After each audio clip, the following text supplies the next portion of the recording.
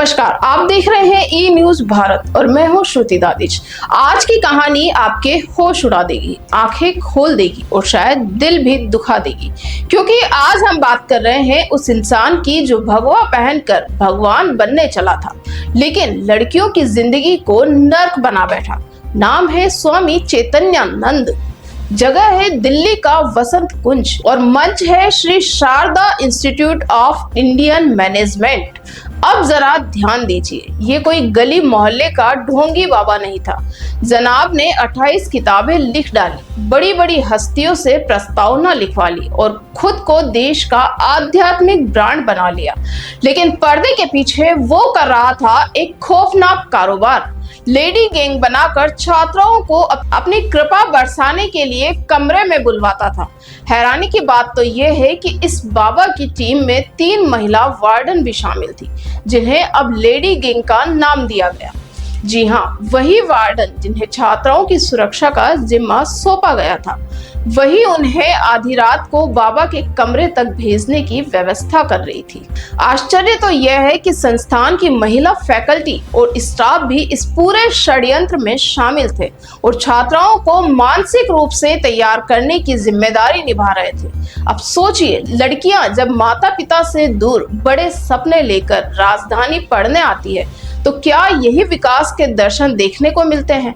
क्या यही made in India की शिक्षा प्रणाली है, जिसमें बाबा के चरण छूने से डिग्री मिलती है और इनकार करने पर कैरियर समाप्ति का खतरा? स्वामी चैतन्यानंद पर जब बीएनएस की धारा 75(2), 79 और 351(2) के तहत केस दर्ज हुआ, तब जाकर थोड़ा हड़कंप मचा। लेकिन बाबा ने क्या किया? सीधा कोर्ट में बेल की अर्जी लगा दी, एंटीसिपेटरी बेल की। शायद उन्हें उम्मीद थी कि अदालत भी उनके चरणों में बैठी होगी, मगर दिल्ली पुलिस ने जब सबूतों की पोटली खोली तो कोर्ट ने कहा, ठहरो, पहले जवाब दो।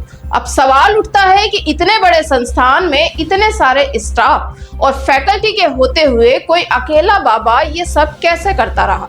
जवाब सीधा है, जब सिस्टम ही बाबा भक्त बन जाए तो पीड़िता की आवाज कौन सुनेगा?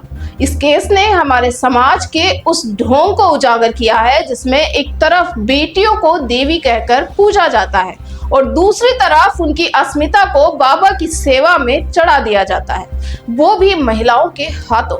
क्या यही नारी सशक्तिकरण है, जहां एक महिला दूसरी महिला की गरिमा को कुचलने में भागीदार बन जाती है?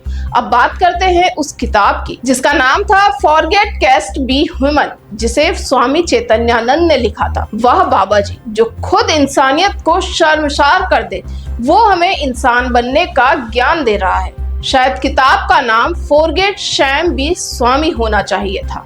अब दिल्ली पुलिस ने ताबड़तोड़ पूछताछ शुरू कर दी है। पीड़िताओं के बयान दर्ज हो चुके हैं, वार्डनों को नोटिस भेज दिया गया है और केस की जांच तेजी से आगे बढ़ रही है। लेकिन अब सवाल सिर्फ एक आरोपी का नहीं, सवाल उस पूरे सिस्टम का है जिसने बाबा को सिर पर बिठाया, आंखें मूंद ली और बेटियों की चीखों को संस्कार की चुप्पी में दबा दिया।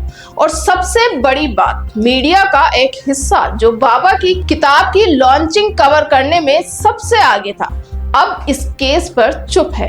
क्यों? क्या बाबा जी के आश्रम में उनकी एंट्री फ्री थी?